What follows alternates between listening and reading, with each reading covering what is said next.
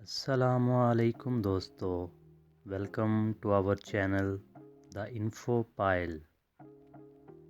آج کی ویڈیو میں آپ کو ہندوستان، جس کا دوسرا نام بھارت اور جس کو انڈیا بھی کہا جاتا ہے، کے بارے میں آپ کو نہایت اہم معلومات اور کچھ حقائق سے آگاہ کروں گا۔ دوستو، ہندوستان کا سرکاری نام جمہوریہ ہند یا بھارت ہے۔ یہاں وفاقی جمہوریہ حکومت ہے۔ ہندوستان کا دارالحکومت نئی دہلی کہلاتا ہے اور یہاں کی آبادی تقریباً 1,29,68,00,000 کے قریب ہے۔ ہندوستان کی سرکاری زبانیں ہندی اور انگریزی ہیں اور اس کے علاوہ تقریباً 21 دیگر زبانیں بھی یہاں پر بولی جاتی ہیں۔ یہاں کی کرنسی روپیہ کہلاتی ہے اور یہاں کا کل رقبہ 32,87,590 مربع کلومیٹر ہے۔ یہاں کا سب سے بڑا پہاڑی سلسلہ ہمالیہ کہلاتا ہے اور یہاں کی بڑی ندیاں جن میں گنگا، جمنا، سندھ اور برہما پتر ہے۔ دوستو، اگر جغرافیائی لحاظ سے دیکھا جائے تو ہندوستان براعظم ایشیا میں واقع ہے۔ ہندوستان کا بیشتر حصہ عرب سمندر سے متصل ہے، جس کا مطلب یہ ہے کہ یہ 3 اطراف سے پانی سے گھرا ہوا ہے اور دنیا کا بلند ترین پہاڑی سلسلہ ہمالیہ ہندوستان کے شمال میں ہے۔ جنوب مشرق کی سرحد خلیج بنگال سے ملتی ہے اور جنوب مغرب میں بحیرہ عرب سے ملحق ہے۔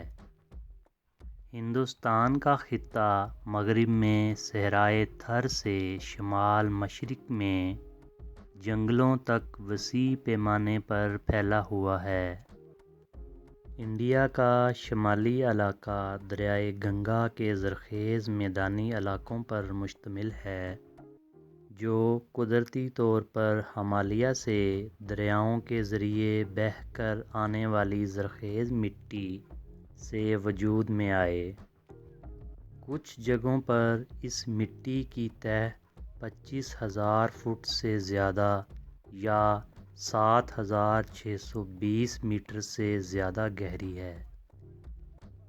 دوستو، اگر ہندوستان میں ثقافت کی بات کی جائے تو ہندوستانی معاشرہ مختلف ذات پات اور رسم و رواج میں تقسیم ہے۔ ذات کا تعین پیدائش سے ہوتا ہے اور اسے تبدیل کرنے کا کوئی طریقہ نہیں۔ ان ذاتوں میں برہمن، کھتری، ویش اور شودر شامل ہیں اور ان میں برہمن ذات کو سب سے اعلیٰ سمجھا جاتا ہے، جبکہ نام نہاد اچھوت کی کوئی ذات نہیں ہوتی اور وہ انتہائی معمولی کام کرتے ہیں۔ ہندوستان ایک بہت روحانی ملک ہے۔ اس کا کوئی سرکاری مذہب نہیں ہے، لیکن 80% سے زیادہ ہندوستانی ہندو ہیں۔ تقریباً 13% مسلمان ہیں، جبکہ دیگر مذاہب میں بدھ مت، سکھ مت اور جین مت شامل ہیں، جن کا آغاز ہندوستان میں ہوا۔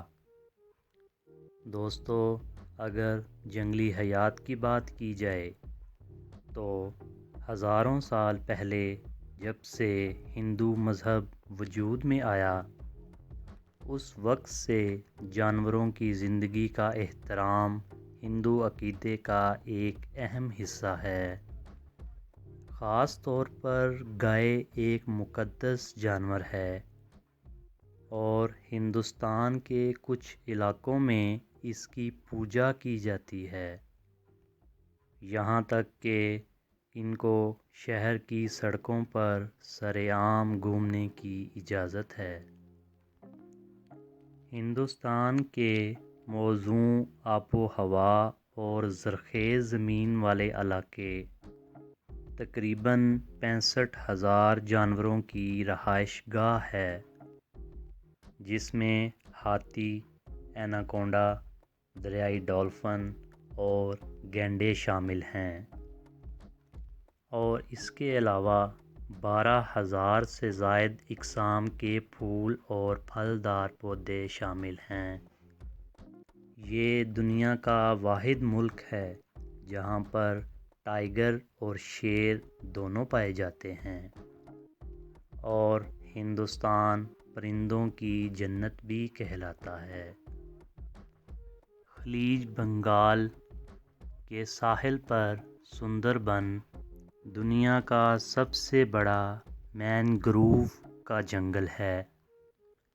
یہاں دنیا کا سب سے بڑا اور خطرناک بنگال ٹائیگر پایا جاتا ہے۔ اس کے علاوہ اس جنگل اور یہاں کے دریاؤں میں کھارے پانی کے مگرمچھ، کچھوے اور شارک بھی پائے جاتے ہیں۔ سطح سمندر میں اضافے اور غیر قانونی طور پر شکار کرنے اور لکڑی کے حصول کے لیے جنگلوں کی کٹائی اس خطے میں جنگلی حیات کے خاتمے کا سبب بن رہی ہے۔ ہمالیہ کے پہاڑ نایاب ترین جانوروں اور پودوں کے لیے سازگار ماحول فراہم کرتے ہیں، اور سب سے نایاب برفانی چیتا، ریچھ اور کالے ہرن ہندوستان میں پائے جاتے ہیں، اور شمال مشرق میں ایک سینگ والے گینڈے بھی پائے جاتے ہیں۔ دوستو، اگر تاریخ کے لحاظ سے دیکھا جائے تو ہندوستان کی قدیم ترین تہذیب تقریباً 5,000 سال پہلے دریائے سندھ پر ابھری، جو اب پاکستان کا حصہ ہے۔ ماہرین آثار قدیمہ نے 2 بڑے شہروں کی باقیات کا پتہ لگایا، جس میں اینٹوں کے مکانات، پائپ پانی اور سیوریج سسٹم موجود تھے۔ کوئی نہیں جانتا کیوں، لیکن یہ شہر، جنہیں ہڑپہ اور موہنجو دڑو کہا جاتا ہے، 1700 سال قبل مسیح میں صفحۂ ہستی سے مٹ گیا تھا۔ آریائی لوگ وسطی ایشیا سے کسان تھے جو تقریباً 1500 سال قبل مسیح میں ہندوستان آئے تھے۔ وہ سنسکرت بولتے تھے، جو کہ دنیا کی قدیم ترین زبانوں میں سے ایک ہے، جبکہ ویدک صحیفے، تحریریں جو ہندو مذہب کی بنیاد ہیں، آریائی دور میں لکھی گئیں۔ گپتا سلطنت کے 200 سالہ دور حکومت میں، جو 4 صدی عیسوی میں شروع ہوئی، فنون دستکاری اور علوم کو فروغ ملا۔ اس دوران ہندوستانی ماہر فلکیات آریہ نے یہ طے کیا کہ زمین سورج کے گرد گھومتی ہے، اور یہ مغربی دنیا کے نظریہ کو قبول کرنے سے بہت پہلے تھا۔ 16ویں صدی کے آغاز میں مسلم افواج کے حملوں کے بعد بابر نامی ایک منگول بادشاہ نے منگول سلطنت کی بنیاد رکھی، اور منگولوں نے 1527 اور 1707 کے درمیان ہندوستان میں فن، ادب اور فن تعمیر کا سنہری دور شروع کیا۔ انہوں نے سڑکیں، مساجد، باغات اور عظیم الشان تاج محل سمیت بہت بڑے مقبرے بنائے۔ 17ویں صدی کے اوائل میں یورپی ہندوستان آئے اور تجارتی کمپنیاں قائم کرنے لگے۔ 1757 میں برطانیہ نے ملک کے بیشتر حصے پر کنٹرول حاصل کر لیا اور پھر برطانوی حکومت کے خلاف بغاوتیں 1856 میں شروع ہو گئیں اور پھر 1920 میں مشہور ہندو رہنما مہاتما گاندھی نے انگریزوں کو باہر دھکیلنے کے لیے عدم تشدد پر مبنی احتجاج شروع کیا، جس کی بدولت 1947 میں پاکستان کے بعد ہندوستان کو آزادی ملی۔ دوستو، آج کے لیے بس اتنا ہی۔ مزید آپ سے ملاقات ہوگی اپنی نئی ویڈیو میں۔ اللہ حافظ۔